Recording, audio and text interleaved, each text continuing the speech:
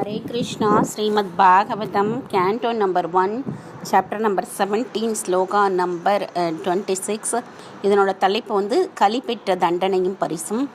இயம் ச பூமிர் இதம் ஷ பூமிர் பகவதோ ஞாசிதோரு பராஷதீ ஸ்ரீமத்பிஸ்தத் பதாஞாஷை சர்வதா கிருதௌ துகம் இயம் ச புத்திர்பகவதா ஞாசிதோரு பராசதீம் ஸ்ரீமத்பிஸ்தத் பதா ஞாசை சர்வதா கிருதௌதுகம். பரமபுருஷராலும் மற்றவர்களாலும் பூமியின் பாரத்தை குறைத்ததில் சந்தேகமில்லை. பூமியில் அவர் அவதரித்த போதும் மங்களகரமான அவரது திரு அடிச்சுவடுகளில் எல்லா நன்மைகளும் நிகழ்ந்தன. யாரால? பகவானால. ஏன்னா பூமியினுடைய பாரத்தை குறைக்கிறதுக்கு இப்படி தான் கலி நிறைய இந்த உலகத்தில் நிறைய மக்கள் கெடுதல் பண்ணுறவங்களெல்லாம் அழிக்கிறதுக்காக வந்திருக்காரு அப்படின்னு அவர் இருக்கும்போதும் அசுரர்களை அழிச்சார் இல்லையா, அதை தான் சொல்கிறாங்க. பூமியினுடைய பாரத்தை குறைச்சார் அப்படின்றாங்க. சோஷதி அஸ்ரு கலா சாத்வி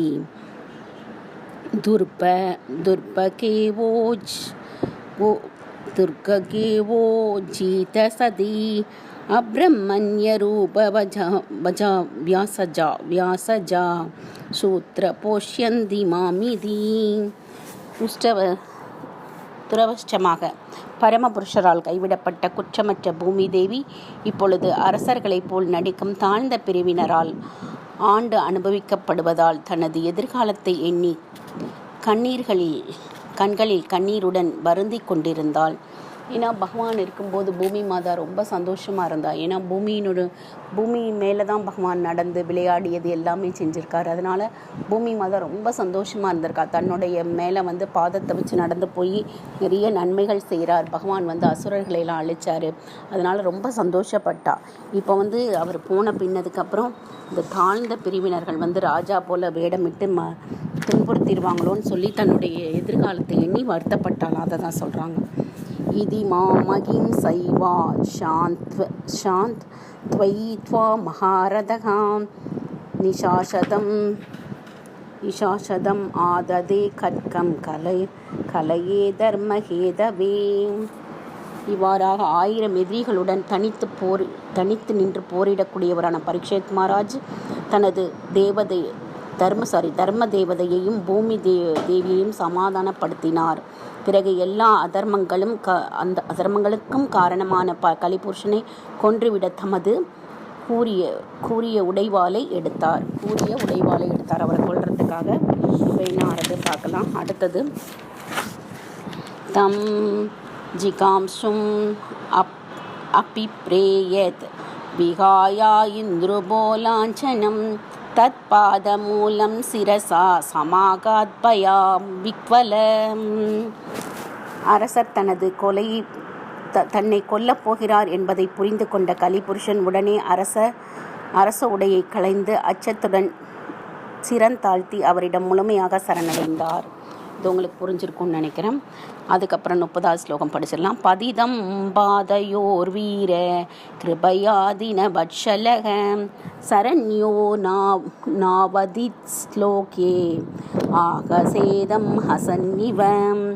சரணாகதியை ஏற்கும் தகுதி படைத்தவரும் சரித்திரத்தில் புகழ்ந்து பாட தகுந்தவருமான பரீட்சித் மகாராஜன் இழிவடைந்தவனும் சரணடைந்தவனுமான கலியை கொல்லவில்லை. மாறாக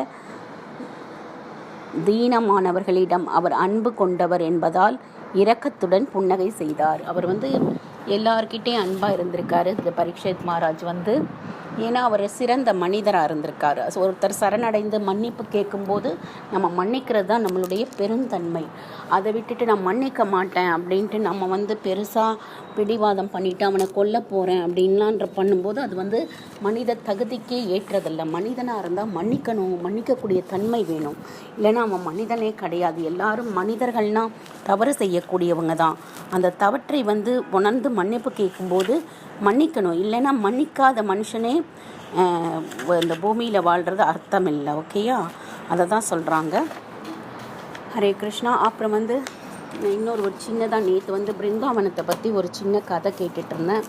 அந்த பிருந்தாவனம் நம்ம வந்து நீங்கள் போகிறதா மனசில் நினச்சிக்கோங்க. நீங்கள் பிருந்தாவனத்துக்கு நீங்கள் போகிற மாதிரி நினச்சிக்கோங்க. நம்ம பைசாவே செலவில்லாமல் மனசால் பிருந்தாவனம் போகிறோன்னு நினச்சிக்கோங்க. நேற்று ஒரு பிரபு வந்து சொன்னார், ரொம்ப நல்லா இருந்தது. அது உங்கள்கிட்டே நான் ஷேர் பண்ணணும்னு நினைக்கிறேன். ஃபஸ்ட்டு போகணுன்னு பிருந்தாவனத்தில் வந்து ஆக்சுவலாக வந்து நம்ம இது சொல்லுவோம்ல, பரிக்கிரமம் சொல்லுவோம். பரிக்கிரமம்னா மலையை சுற்றி நடப்போம் இல்லையா, அதுக்கு பேர் தான் பரிக்கிரமம்னு சொல்லுவாள்.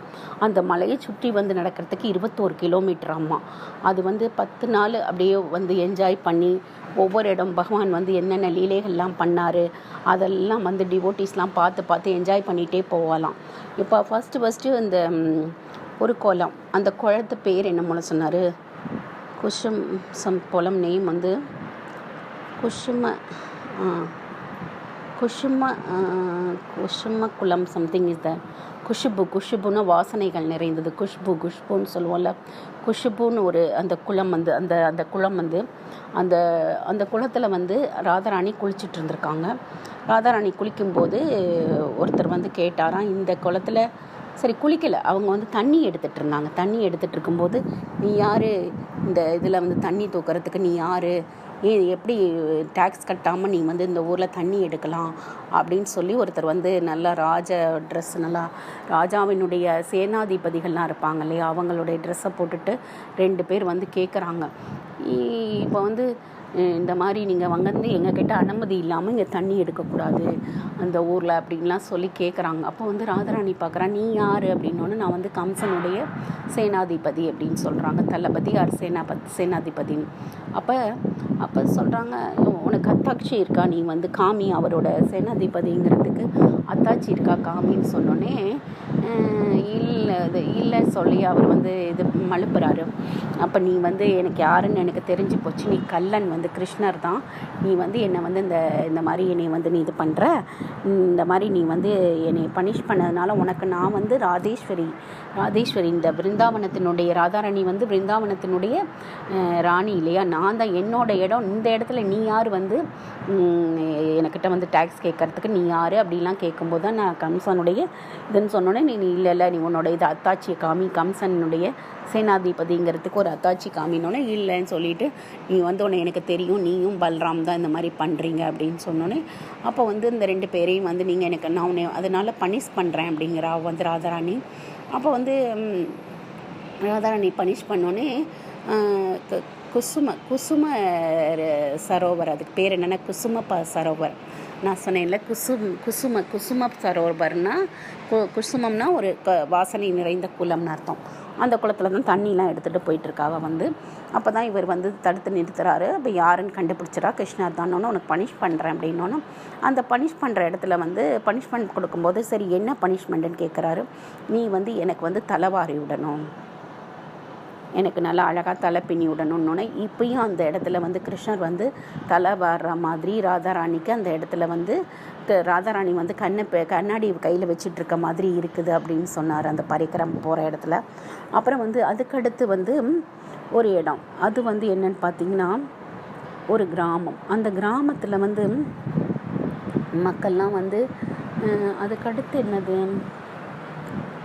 அப்படியே மலை ஏறி போவாங்களாம் அந்த பரிக்கிரமம் வந்து. அதுக்கப்புறம் என்ன சொன்னார், அந்த இடத்துல வந்து உத்தவர் தெரியும் இல்லையா, கிருஷ்ணருடைய ஃப்ரெண்டு தான் உத்தவர். அவர் வந்து அவர் தூதுவராக வருவார், வந்து கிருஷ்ணர் மாதிரியே இருப்பார். ஆனால் கிருஷ்ணர் மாதிரி அவர் வந்து மயில் பீலி வச்சுருக்க மாட்டார். அவர் துவாரகையிலேருந்து கிருஷ்ணர் வந்து அவரை வந்து தூதுவராக அனுப்புகிறாரு, உத்தவரை வந்து இங்கே பிருந்தாவனத்தில் இருக்க மக்கள்லாம் நல்லா இருக்காங்களான்னு பார்த்துட்டு வர சொல்லி.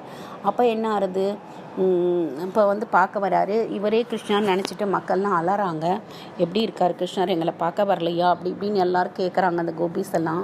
அப்போ இவர் நினைக்கிறாரு அவங்களுடைய பக்தியை நம்ம பார்க்கணுன்னு சொல்லி போகும்போது, அவங்கெல்லாம் அப்படியே ரொம்ப வருத்தத்தோட கிருஷ்ணரை பற்றி நிறைய லீலைகளையும், இந்த மாதிரி கிருஷ்ணன் பண்ணுவார், இந்த மாதிரி அப்படி இப்படி நிறைய விஷயங்கள் வந்து சொல்லிகிட்டே இருக்காங்க. அதெல்லாம் கேட்டு இவருக்கு கண்ணில் தனியாக தாரையாக ஊற்றுதான். அந்த இடமே ஒரு வந்து சரோவர் மாதிரி ஆயிடுச்சு, ஒரு குளம் மாதிரி. அதுக்கு பேர் வந்து உத்தவர் சரோவர்னு சொல்கிறாங்க. அந்த இடமும் இப்போ இருக்குன்றாங்க. அதுக்கு அடுத்து ஒரு நாள் என்னாச்சாம், ராதாராணி என்ன பண்ணியிருக்காங்க, ஒரு நாள் கிருஷ்ணரும் ராதாராணியும் விளையாடிட்டு இருந்திருக்காங்க. கிருஷ்ணர் வந்து ஒரு குளம் உண்டாக்கியிருக்காரு. அந்த குளம் வந்து நிறைய தண்ணி இருந்திருக்கு. நீ வந்து அந்த குளத்தில் தண்ணி எடுக்கக்கூடாது, ஏன் குளம் இது அப்படின்னு சொல்லி கிருஷ்ணர் வந்து விளையாடும்போது லீலைகளில் சொல்லியிருக்காரு. இப்போ ராதாராணிக்கு ரொம்ப கோவம் வந்துட்டு என்ன பண்ணாலும் அவன் வந்து கங்கா, யமுனா, காவேரி எல்லாம் எனக்கு வாங்கன்னு சொல்லிட்டு அவள் தன்னுடைய வளையல், சின்ன வளையலால் என்ன பண்ணாலாம், ஒரு குழி மாதிரி தோண்டி நிறைய தண்ணி வர வச்சுட்டாலாம். அப்போ இந்த கிருஷ்ணரோட தண்ணி கூட எல்லாமே அதில் போயிடுச்சான். அப்போ அவர் வந்து கேட்கும்போது இல்லை உனக்கு தர முடியாது, போ அப்படி சொல்லிட்டாலாம்.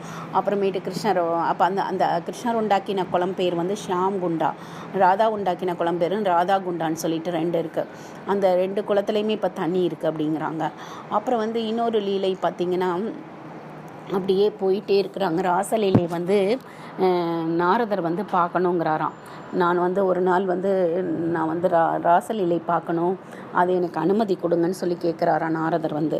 இவங்க சொல்கிறாங்களாம், இல்லை கிருஷ்ணர் சொல்கிறாங்களாம், அதெல்லாம் ஒன்றால் முடியாது, நீ பெரிய தொப்பை வச்சுட்டு, நீ பெரிய அந்த இதை தம்பூரா வச்சுட்டு நீலாம் ஒன்றால் டான்ஸ் ஆட முடியாது, அதனால் உனக்கு ரொம்ப கஷ்டம். அந்த கோபீஸ் எல்லாம் ரொம்ப ட்ரெஸ் பண்ணிக்கலைனாலும், அவங்க வந்து இது மேக்கப்பெல்லாம் எதுவும் போடலைனாலும் இயற்கையாகவே அழகாக இருப்பாங்க, ஏன்னா பக்தி நிறையா இருக்கிறதுனால ஒன்றால் அப்படி முடியுமா என்ன அப்படி கேட்குறாங்க. இல்லை நானும் வந்து சேர்ந்துக்கிறேன்னு சொல்லிவிட்டு அவரும் வந்து டிங்கு டிங்கு டிங்கு டிங்குன்னு இவங்களோட வந்து ஆடுறாராம், தொப்பையோட, பெரிய தொப்பையோட. அது அந்த ராசலீலை வந்து அவர் ரொம்ப என்ஜாய் பண்ணார் அப்படின்னு சொல்கிறாங்க. அது ஒரு இடம், நாரத முனி கூட இது என்ஜாய் பண்ண இடம் இருக்குது அப்படி சொல்கிறாங்க. அப்புறம் வந்து அந்த லீலை நடந்த இடம். அப்புறம் வந்து இன்னும் கொஞ்சம் தூரம் போனால் வந்து அப்புறம் இன்னொரு இடம் சொன்னாங்க. என்னது, இப்போ கோவர்தன மலை இருக்கு இல்லையா, கோவர்தன மலை வந்து பெருசாக, அந்த கோவர்தனை வந்து நம்ம வணங்கணும். ஏன்னா கோவர்தன் தான் வந்து ஒரு நாள் என்னாச்சும், விருந்தாவனத்தில் இருந்த விருந்தாவன வாசிகள் எல்லோரும் என்ன பண்ணாங்களாம், வனவாசிகள்லாம் விருந்தாவனத்தில் இருக்க எல்லாம் அந்த விருந்தாவனத்தில் இந்திரனுக்கு படைக்கிறதுக்காக சப்பாத்தி, ரைஸு எல்லாம் கொண்டு வந்து அவருக்கு படையல் போடுவாங்களாம் வருஷத்துக்கு ஒரு தடவை. ஏன்னா இந்திரன் தான் மழை கொடுக்குறாரு அதனால் அப்படின்னு சொல்லிட்டு எல்லோரும் படையல் போடும்போது கிருஷ்ணர் கேட்டாராம், என்னது இது அப்படின்னு கேட்டாராம். நாங்கள் இந்திரன் தான் மழை பொழிய வைக்கிறாரு நம்ம பூமிக்கு, அதனால் அவருக்கு வந்து நாங்கள் வந்து இந்த மாதிரி படையல் போடுறோன்னு சொன்னோன்னே இவருக்கு கோபம், இந்திரன்லாம் ஒன்றும் செய்யலை, இந்த கோவர்தன் தான் எல்லாமே செய்கிறது, அதனால் கோவர்தனுக்கு பண்ணுங்க அப்படின்னு சொல்லி கோவர்தன் மலைக்கு வந்து பூஜை பண்ண சொன்னேன். கோவர்தன் சாப்பிடுமானோன்னு எல்லாம் சாப்பிடு கொண்டு வந்து எல்லாத்தையும் வைங்கன்னு சொல்லிட்டு கிருஷ்ணர் சாப்பிட்டுட்டே இருந்தாராம். இன்னும் கொண்டு வா, கடையிலேருந்து வாங்கிட்டு வா, அங்கேருந்து வாங்கிட்டு வா, தயிரும் பாலும் அவ்வளோ நிறைய குடிச்சிட்டே, நிறைய அந்த கிராமம் பேர் என்னமோ அவையத்தூர் சம்திங், அது எனக்கு மறந்து போச்சு அந்த நேமு. அந்த கிராமத்தில் வந்து நிறைய சாப்பிட்டுட்டே இருந்தாராங்களாம். அப்போ வந்து என்னாச்சாம், இது என்னடா இது நிறுத்துகிற மாதிரியே தெரியல அப்படின்ட்டு அப்போ வந்து ஒருத்தர் இது நாரதமுனி வந்து சொன்னாராம், ஒன்றும் இல்லை, நீங்கள் அந்த துளசியை ஒன்று வச்சு கொடுத்துருங்க, அவருக்கு நிறுத்திடுவார் அப்படின்னோடனே துளசியை வச்சு ஒரு ஃபுட்டு கொடுத்தாங்களாம். அந்த ஃபுட்டை கொடுத்தோன்னே அந்த துளசியை சாப்பிட்டோன்னே ஏப்போம் அப்படின்னாராம். அதோட முடிஞ்சு போச்சு, அவருக்கு சாப்பாடு போதும்னு. ஏன்னா அப்புறம் இந்த இந்திரன் வந்து ரொம்ப கோவப்பட்டு என்ன பாரானா, பெரிய மழை வர வச்சாராம். அப்போ எல்லாரும் மக்கள்லாம் போய் சொன்னாங்களா, ஒன்றால் தான் நாங்கள் வந்து இந்திரனுக்கு படையல் போடாமல் உனக்கு வச்சோம், இப்போ பாரு இந்திரன் வந்து பெரிய மழை உண்டாக்கி பெரிய வெள்ளத்தை உண்டாக்கி வச்சுட்டாரு, பெரிய மழை வருது பாரு அப்படின்னோன்னு சரின்னு இவர் என்ன பண்ணாராம், தன்னால் உண்டான துக்கத்தை வந்து சரி பண்ணுறதுக்கு இவரே குட்டி சுண்டு விரல், இடது கை சுண்டு விரலால் வந்து கோவர்தன் மலையை தூக்கிக்கிட்டு 7 நாள் ஒன்றுமே சாப்பிடாம, ஒன்றுமே தண்ணி கூட குடிக்காமல் நின்னாராம். அதுக்குள்ளே வந்து அந்த மலைக்குள்ளே எல்லாரும் வந்து நின்னாங்களாம், ஆடு மாடுகள்லேருந்து எல்லாரும் வந்து நின்னாங்களாம். அப்போ ஒரு நாள் அந்த கோவர்தன் மலை மேலே வந்து இந்த கோமாதாலாம் இருக்கு இல்லையா, அதெல்லாம் என்ன பண்ணிச்சான், கிருஷ்ணன் மேலே அப்படியே என்ன பண்ணிச்சான், பாலை பொழிய ஆரம்பிச்சிச்சான், அவருக்கு அபிஷேகம் மாதிரி பண்ணிச்சான்.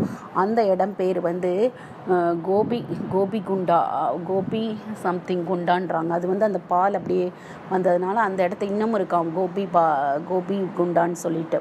அது இன்னும் அந்த பகவானுடைய தலையிலேருந்து அப்படியே சிரசுக்கு அபிஷேகம் பண்ணி அந்த கீழே வந்த இடத்துக்கு பேர் அந்த கோபி குண்டா சம்திங், கோபிகா குண்டா சம்திங் இருக்குது, அந்த இடம் கூட இருக்குது அப்படி சொன்னான். அதனால் நீங்கள் போனீங்கன்னா பாருங்கள், ரொம்ப நல்லா இருக்கும். இதெல்லாம் என்ஜாய் பண்ணுங்கள், போய் விருந்தாவன் நம்ம லைஃப்பில் ஒரு தடவையாவது பரிக்கிரமம் போகணும்.